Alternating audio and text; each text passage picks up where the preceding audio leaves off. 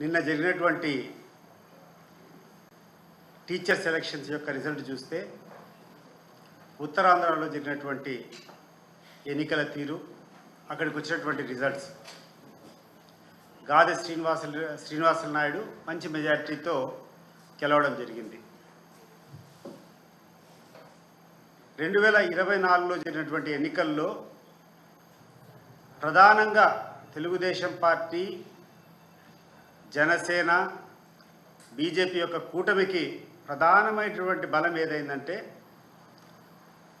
Employees సెక్షన్లో విపరీతంగా వాళ్ళకు ఓటింగ్ శాతం రావడం వల్ల ఆ ఎన్నికలు జరిగాయి.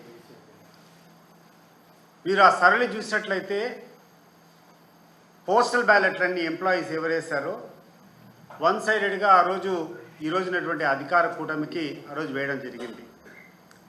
మరి అంత స్ట్రాంగ్గా ఉన్నటువంటి ఈ ఎంప్లాయీస్ సెక్షన్లో ఎవరైతే టీచర్స్గా ఉన్నారో వాళ్ళు జరిగినటువంటి ఎన్నికల్లో ఈరోజు తెలుగుదేశం పార్టీ కూటమి ఓడిపోయింది అంటే ఈరోజు ఎంత తీవ్రంగా ఈ యొక్క ఎంప్లాయీస్ యొక్క మనోభావాలు దెబ్బతిన్నాయో మనం అందరం కూడా అర్థం చేసుకోవచ్చు. గడిచిన 9 నెలల నుంచి ఉద్యోగుల పట్ల పూర్తి నిర్లక్ష్యం ఈ యొక్క ప్రభుత్వం వహిస్తూ ఉంది.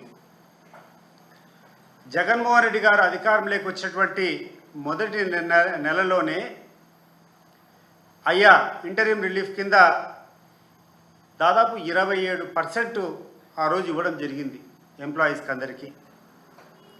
గడిచిన 9 నెలల నుంచి ఇక్కడ ఉద్యోగస్తులంతా ఎదురు చూస్తున్నారు, ఈయన ఐఆర్ ప్రకటిస్తారేమో, మా యొక్క వ్యయప్రయాసాలు ఎక్కువైపోయినాయి, ఇవన్నీ ఇస్తారని చెప్పి ఎదురు చూస్తుంటే ఇంతవరకు దానికి పట్టించుకునేటువంటి నాదుడే లేడు. పిఆర్సీ చైర్మన్ను మన్మోహన్ సింగ్ గారిని రిజైన్ చేయమని చెప్పారు. ఆయన రాజీనామా చేశాడు. ఆయన రాజీనామా చేసి కూడా దాదాపు 7 నెలలు అవుతా ఉంది. ఇంతవరకు పిఆర్సీ చైర్మన్ను కూడా నియమించకుండా, పిఆర్సీ కమిటీని ఇంతవరకు నియమించకుండా పోవడం వల్ల ఈ యొక్క ఎంప్లాయీస్ సెక్షన్కు ఎంత నిర్లక్ష్యానికి గురవుతుందో ఈరోజు ప్రతి ఒక్కరు కూడా అర్థం చేసుకోవాలి. పిఆర్సీ కమిషన్ వేసేదానికి కూడా మీకు 9 నెలల కాలం సరిపోలేదంటే ఈ యొక్క ఉద్యోగస్తుల పట్ల మీకున్నటువంటి శ్రద్ధ ఏంది అని చెప్పి నేను అడుగుతూ ఉండా. గడిచిన 9 నెలల నుంచి ఉద్యోగాలు పడుతున్నటువంటి బాధలు దాదాపు 26,000 కోట్లు వాళ్ళ ద్వారా పొదుపు చేసేటువంటి సొమ్ములు. వాళ్ళు పిఎఫ్ మీద లోన్ పెట్టుకోవాలంటే లేదు, వాళ్ళ ప్రావిడెంట్ ఫండ్ మీద ఏదైనా తీసుకోవాలి, హెల్త్ లోన్ తీసుకోవాలంటే లేదు, ఏపీజీఎల్ఐ ఆ ఇన్సూరెన్స్ ద్వారా వచ్చేటువంటి డబ్బులు లేవు. తీవ్రమైనటువంటి ఇబ్బందులు ఈరోజు ఈ యొక్క ఎంప్లాయీస్ పడుతూ ఉండరు. ఈ ప్రభుత్వాన్ని కోరుతూ ఉన్నాను నేను, ఈ యొక్క ఎన్నిక నిన్న జరిగినటువంటి ఉత్తరాంధ్రలో జరిగినటువంటి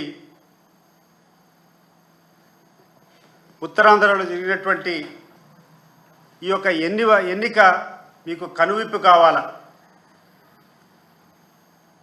మీరు సామాన్య ప్రజలను ఎట్లా మోసం చేశారో అదే రకంగా ఉద్యోగస్తులు మోసం చేశారు. ఈరోజు వాళ్ళ యొక్క కోపం ఈ యొక్క ఎన్నికల రూపంలో బయటపడిపోయింది. ప్రధానంగా ఈ ఆంధ్ర రాష్ట్రానికి కావాల్సినటువంటి అంబేద్కర్ ఓపెన్ యూనివర్సిటీ అని చెప్పి ఈ 2 రాష్ట్రాలకు ఉమ్మడిగా ఉంది అంబేద్కర్ ఓపెన్ యూనివర్సిటీ. గడిచిన 10 సంవత్సరాల నుంచి మన ఆంధ్రప్రదేశ్ సంబంధించి దాదాపు 30 నుంచి 35,000 మంది ప్రతి సంవత్సరం కూడా ఈ యొక్క ఓపెన్ యూనివర్సిటీలో చదువుకునేటువంటి పరిస్థితులు ఇంతకుముందు ఉన్నాయి. కానీ ఈ ప్రభుత్వం వచ్చిన తర్వాత, తెలంగాణ ప్రభుత్వం ఉండి ఇంకా 10 సంవత్సరాలు అయిపోయింది, మీరు ఎవరు కూడా అడ్మిషన్ మేము ఇవ్వము అంటే ఈ రోజు వరకు అంబేద్కర్ ఓపెన్ యూనివర్సిటీకి ప్రత్యామ్నాయంగా మన రాష్ట్రంలో ఇంతవరకు ఓపెన్ చేయలే. ఆ ఉన్నటువంటి ఈ 2 రాష్ట్రాలకు ఉన్నటువంటి ఉమ్మడి దాంట్లో ఉన్నటువంటి మన ఆంధ్రప్రదేశ్ సంబంధించిన ఉద్యోగస్తులకు జీతాలు ఇచ్చేటువంటి పరిస్థితులు లేవు. ఈ యొక్క పోయిన సంవత్సరం మన రాష్ట్రం నుంచి దాదాపు 33,000 మంది ఈ అంబేద్కర్ యూనివర్సిటీలో చదువుకున్నారు. ఈ సంవత్సరం ఒక్కరు కూడా చేరలే, అడ్మిషన్ లేదు. భవిష్యత్తులో ఎక్కడికి పోవాలో వీళ్ళందరూ ఓపెన్ యూనివర్సిటీలో చదువుకోవాలంటే వాళ్ళకు ఒక జవాబు లేదు. ఈరోజు ఏ కార్యక్రమం జరిగినా ఈ ప్రభుత్వానికి ఒక ఊతపదం అయిపోయింది. చిన్నప్పుడు మాకు ఒక కథ చెప్తా ఉన్నారు. ఒక పెద్దగా చదువు రానిటువంటి ఒక మొద్దు స్టూడెంట్ ప్రతి ఒక్క సందర్భంలో కూడా నాకు అన్నీ తెలుసు అనేటువంటి పోజులు కొడతా ఉన్నాడు. టీచర్ కూర్చొని ఏమొచ్చాయా నీకు చెప్పు, నీకు ఏమేమి నేర్చుకున్నావంటే అన్నీ తెలుసు సార్ నాకు అన్నాయంట. సరే నువ్వు ఏం తెలుసో నువ్వు ఒకటి చెప్పంటే ఆవు కథ చెప్తా అని చెప్పి ఆవు కథ చెప్పాడు. ఏంది, ఆవు ఉంది, ఆవుకు 2 చెవులు ఉన్నాయి, 2 కాళ్ళు ఉన్నాయి, 4 కాళ్ళు ఉన్నాయి, ఒక తోకు ఉంది, ఆవు పాలిస్తుంది, గోమాత జిందాబాద్ అని అంట. ఓకే, వెరీ గుడ్, బాగానే ఉంది, నీకు ఆవు కథ చెప్పినావు, నెక్స్ట్ ఇంకా ఏం తెలుసు అని అంట. మీరు అడగండి సార్, మీకు ఏం కావాలనే చెప్తా అని చెప్పాడు. సరే తాజ్మహల్ గురించి చెప్పు అని అంట. తాజ్మహల్ ఉంది, తాజ్మహల్ ముందర ఆవు ఉంది, ఆవుకు 2 కళ్ళు ఉన్నాయి, 2 చెవులు ఉన్నాయి, 4 కాళ్ళు ఉన్నాయి, ఆవు పాలిస్తుంది, గోమాత జిందాబాద్ అని అంట. అరే యాడికి వచ్చినా ఇక్కడికే వస్తాను కదా అని చెప్పి, సరే ఇంకా ఏం తెలుసు అంటే మీరు అడగండి సార్ ఏమైనా చెప్తాను అంట. సరే భారతదేశం గురించి చెప్పు అని అంట. భారతదేశం ఉంది, భారతదేశంలో తాజ్మహల్ ఉంది, తాజ్మహల్ ముందర పచ్చిక బయలు ఉన్నాయి, ఆ బయలులో ఒక ఆవు ఉంది, ఆవుకు 2 కాళ్ళు 4 కాళ్ళు 2 కళ్ళు అని చెప్పేసి మళ్ళీ గోమాత జిందాబాద్ అన్న అంట. అట్లా ఈ ప్రభుత్వం, ఇప్పుడున్నటువంటి ఈ ప్రభుత్వం ఏ సమస్య అడిగినా విధ్వంసకరమైనటువంటి పాలన వైఎస్ఆర్ కాంగ్రెస్ పార్టీ చేసింది కాబట్టి మేము ఏమి చేయలేదు. అట్లా చుట్టి లాస్ట్కు గోమాత జిందాబాద్ అంటే పోయిన ప్రభుత్వం చేసేటువంటి విధ్వంసం వల్ల మేము ఏమీ చేయలేకపోతున్నామని చెప్పేటువంటి కార్యక్రమాలు ఎన్ని రోజులు జరుగుతాయని చెప్పి నేను అడుగుతున్నా. ఎన్ని రోజులు మీరు ఈ సాకుతో తప్పించుకునేటువంటి ప్రయత్నం చేస్తారు? ఈరోజు మీకు వాతలు పెట్టారు, ఉత్తరాంధ్రలో ఉన్నటువంటి టీచర్లు మీకు వాత పెట్టారు. ఎప్పుడో అవకాశం వచ్చినా ఈ రాష్ట్రంలో ఉన్నటువంటి ప్రజలందరూ కూడా మీకు వాతలు పెట్టేదానికి రెడీగా ఉండారు. నిన్న నెల్లూరులో చంద్రబాబు నాయుడు గారు మాట్లాడినటువంటి మాటలు చూస్తే ఎంత దౌర్భాగ్యంగా ఉందంటే, ఎవరైనా కూడా రాజ్యాంగపరమైనటువంటి ఏ పదవి వచ్చినా ప్రమాణ స్వీకారం చేస్తాం. ఒక శాసనమండలి సభ్యునిగా నేను కూడా చేశా. శాసనసభలో చేస్తారు, మంత్రులు చేస్తారు, ముఖ్యమంత్రి చేస్తారు. ప్రధానంగా ఈ యొక్క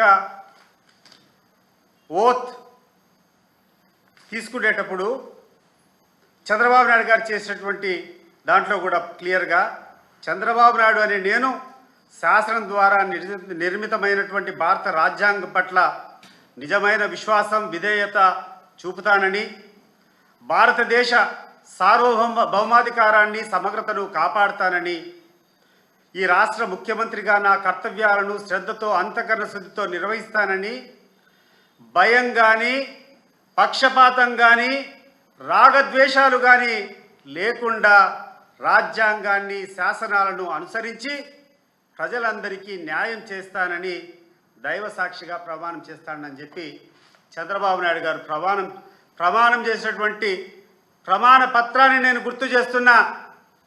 ఈ ప్రమాణానికి ఏమైనా విలువ ఉందా చంద్రబాబు నాయుడు గారు?